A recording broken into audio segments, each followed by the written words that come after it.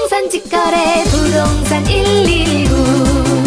국내 1위 부동산 직거래 사이트 부동산 119가 제공하는 부동산 지식 정보 코너입니다. 지난번에 농가주택을 구입할 때 주의해야 할 사항 일부에서는 농가주택의 정의, 무허가 농가주택, 지상권주택을 중심으로 설명을 해드렸고 2부에서도 농가주택 구입할 때 주의할 점에 대해 알려드리니 농가주택을 구입할 때 참고하시기 바랍니다. 지금부터 2부를 시작합니다. 농가주택 구입할 때 주의사항 5번째. 깨끗하고 잘 지어진 주택을 사려면 비용이 많이 들기 때문에 때로는 건물 구조와 내부 골조가 튼튼한 허름한 농가주택을 사서 깨끗하게 리모델링을 하는 것이 경제적일 수 있으나 집이 너무 오래되고 골도 부실한 농가주택의 경우는 집을 허물고 다시 짓는 것이 더 나을 수도 있으니 건물 구조가 튼튼한지 잘 살펴봐야 합니다. 사례를 하나 들자면 어떤 분이 지어진 지 40년 넘는 흙집을 구입한 후 2천만 원 정도를 주고 리모델링을 예쁘게 했는데 비가 너무 많이 와서 흙집이 무너지는 바람에 저렴한 비용으로 주택을 구입하려고 했던 것과는 반대로 경제적으로 큰 손해를 본 적이 있으니 공사 전에 리모델링이 가능한 집인지 꼭 확인하시기 바랍니다. 농가주택 구입할 때 주의사항 6번째.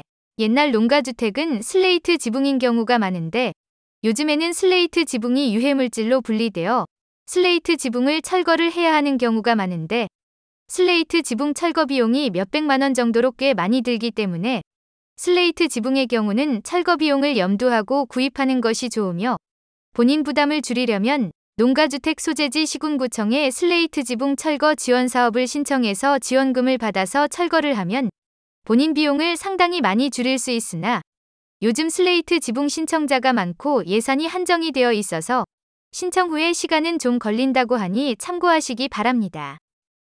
농가주택 구입할 때 주의사항 7번째. 시골에서도 너무 외딴오지 마을인 경우는 정화조와 하수도 시설이 제대로 되어 있지 않아서 수세식 화장실로 개조를 할 수 없거나 수세식 화장실을 설치할 수 없는 경우가 종종 있으니 이 점을 확인해야 합니다. 요즘 같은 세상에 수세식 화장실을 설치할 수 없는 곳이 있을까 싶지만 실제로 당사 홈페이지에 직거래로 시골집을 내놓는 경우를 보면 생각보다 종종 있는 사례입니다. 농가주택 구입할 때 주의사항 8번째. 모든 주택의 공통적인 주의사항으로 주택 인근에 묘지, 축사, 고압선 등 주변에 혐오시설이 있는지 확인을 해야 합니다. 농가주택 구입할 때 주의사항 9번째. 요즘 새로 짓는 전원주택들은 사생활을 유지하기 위해서 마을과 약간 떨어져 있는 풍경이 멋진 곳에 건축하는 경우가 많으나 기존 농가주택의 대부분은 마을이 형성된 곳에 있는 경우가 많기 때문에 외지인이 농가주택을 구입하여 살게 될 경우 그 마을 사람들과 잘 조화를 이루어 살도록 노력해야 합니다. 요즘 시골도 외지인이 마을에 많이 유입되어 예전 같은 인심이 없어져서 왕따나 은따를 당하는 경우가 있다고 합니다. 조용하고 평화로운 생활을 하기 위해 귀농귀촌을 했다가 인간관계에 스트레스를 받을 수 있으니 시골 사람들과 바로 인접해서 섞여 사는 것이 맞지 않는 사람은 집을 구입할 때 처음부터 사생활을 유지할 수 있는 곳으로 선택하길 권장합니다.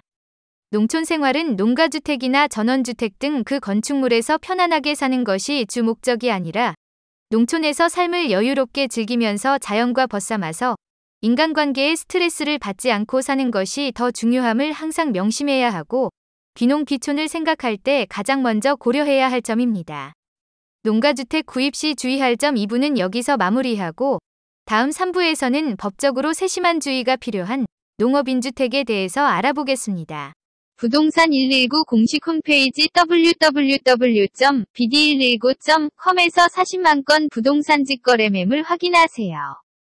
부동산 119 국내 1위 부동산 직거래.